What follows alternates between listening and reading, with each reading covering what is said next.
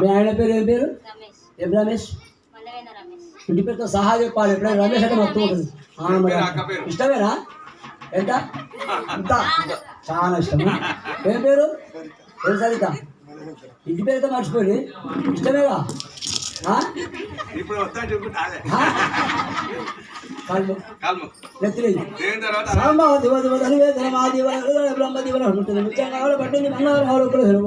రమేష్ నువ్వన్న పువ్వులు పెడతావు, మిషన్ పెడతావు బాగానే. ఈ పువ్వు కింద వాడొద్దు, పెళ్ళ మీద ప్రేమ ఉంటే.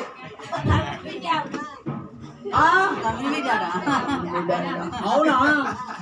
ఆలోచించుకోండి ఇద్దరు. బాగున్నా బాగుంది. ఆడోళ్ళంటే మొగ్గులు సిగ్గుపడుతుంది. ఇంతే నాయకుడు రా కావాలి.